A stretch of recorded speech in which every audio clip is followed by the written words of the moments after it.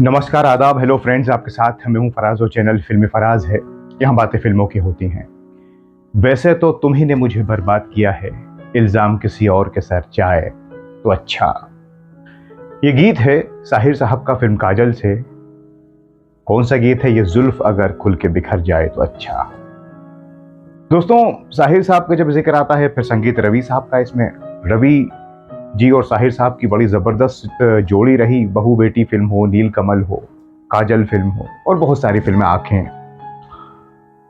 फिर रफी साहब, महेंद्र कपूर साहब ने भी बहुत से गीत गाए हैं, गुमराह हो, वक्त हो, लेकिन वो रिया चोपड़ा साहब के यहाँ गाते थे ज्यादातर। नहीं तो फिर साहिल लुधियानवी, मोहम्मद रफी, संगीतकार रवि।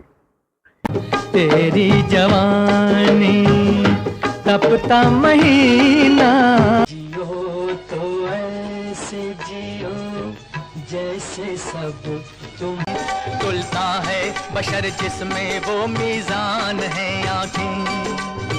शामिल हो मगर सबसे जुदा लगती, दूर रह कर ना करो बात, करीब हसीन इतनी जवारात क्या। से दिन और रात, वक्त से कल को पुकारे मेरा प्यार। बाबुल की दुआएं लेती जा, जा तुझको वादियां ये फिजाएं बुला रही है। अच्छों को बुरा साबित करना दुनिया की। काजल फिल्म 1965 में आई। इसका एक गीत तो बहुत ही मशहूर है, छू लेने तो नाजुक होठों को। उसकी भी अलग कहानी है जो हमने आपको बताई है, किस तरह से वो गीत बना। अधूरा ही रह गया एक तरह से, दो ही शेर रह गए। साहिर साहब बाहर चले गए थे और राजकुमार साहब पर ज्यादा गीत नहीं होते थे, तो फिर रखा इस गीत को। तो बहुत पसंद आया प्रोड्यूसर डायरेक्टर को, लेकिन ये गीत छोटा रह गया। खैर, वो अलग बात है। काजल फिल्म के और भी गीत बहुत अच्छे हैं। मेरे भैया मेरे चंदा, और जो भजन है खासतौर से तोरा मंदर पर। बहरहाल दोस्तों, ये जो नगमा है, ये जुल्फ अगर खुल के, ये उन गीतों में शामिल है जो राजकुमार साहब के ऊपर पिक्चराइज है। राजकुमार जी के ऊपर गीत बहुत कम पिक्चराइज हैं और जितने भी हैं वो सुपरहिट हैं। अब काजल फिल्म में भी यही हुआ, जब एक गीत रखा तो फिर दूसरा गीत। ये जुल्फ अगर जब आया तो क्योंकि रवि, रफी, साहिर, ये तीनों एक साथ बहुत काम करते थे। जब इस गीत को लिख कर लाए साहिर साहब, ये जुल्फ अगर खुल के बिखर जाए तो अच्छा, तो रवि साहब तो इतनी धुनें बनाते थे, उन्होंने इसे पढ़ा तो उन्हें ऐसा लगा कि कंप्लीट नहीं है ये गीत। अच्छा, इस बात का जिक्र रवि साहब ने खुद एक इंटरव्यू में किया है।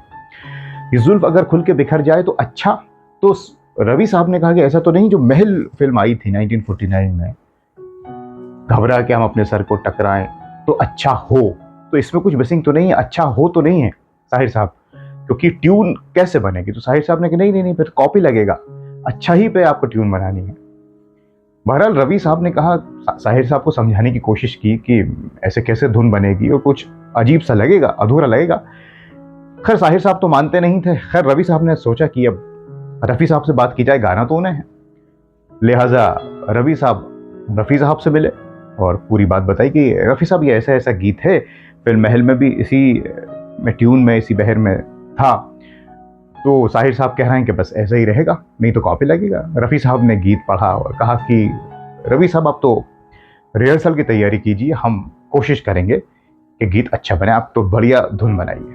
खैर रफी साहब तैयार हो गए, तो रवि जी को क्या चाहिए था साहब, रिकॉर्डिंग का दिन आया और साहिर साहब भी पहुंचे और सब। राम माहेश्वरी जी जो फिल्म के डायरेक्टर थे, काजल के बाद उन्होंने नील कमल बनाई, उनमें भी, उस फिल्म में भी साहिर साहब और रवि साहब थे और बाबुल की दुआएं की। खैर वापस काजल फिल्म पे आते हैं।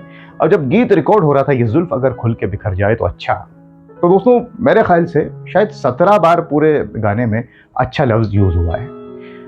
अब एक तो वैसे ही अच्छा पर खत्म करना मुश्किल, लेकिन साहब रफ़ी साहब ने रिहर्सल की, रवि जी ने करवाई और साहिर साहब भी मुस्कुरा रहे थे।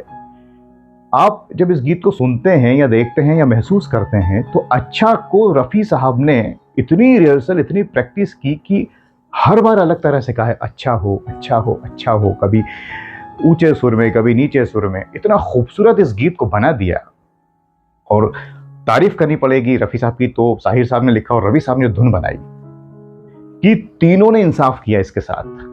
और जो साहिर साहब चाहते थे, जो सोच कर उन्होंने गीत लिखा था कि रफ़ी साहब ही गाएंगे और धुन रवि साहब बनाई देंगे, और उसी अंदाज में जो रफ़ी साहब ने गाया कि अच्छा, वो जो कमजोरी लग रही थी वो ताकत बन गई।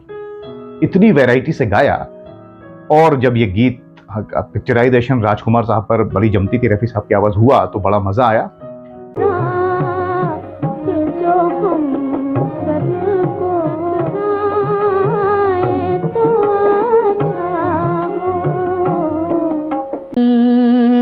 अगर खुल के बिखर जाए तो अच्छा, रहा से थोड़ी सी तेरे साथ कटीज अगर दिल से उतर जाए तो अच्छा, की तकदीर संवर जाए तो अच्छा।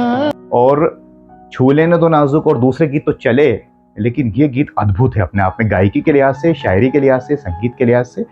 और चूंकि राजकुमार साहब पर बड़े कम गीत होते तो एक ऐड हो गया गीत। तो दोस्तों, ये इस गीत के बनने की कहानी रही कि जुल्फ अगर खुल के बिखर जाए तो अच्छा। अब जब कभी भी आप इस नगमे को सुने तो ये कहानी को भी याद रखें कि किस तरह से साहिर साहब लिख के लाए और रवि साहब ने कहा कि इनकम्प्लीट तो नहीं है, फिर महल फिल्म से, और फिर रफ़ी साहब ने गाया और तरह तरह, हालांकि रफ़ी साहब ने यही गीत नहीं, कई ऐसे गीत गाए हैं जिसमें अलग अलग लफ्ज़ों को उन्होंने इस तरह से यूज़ किया है। कई बार वो करते थे अपना पूछ कर संगीतकारों से, उनमें से ये एक गीत रहा।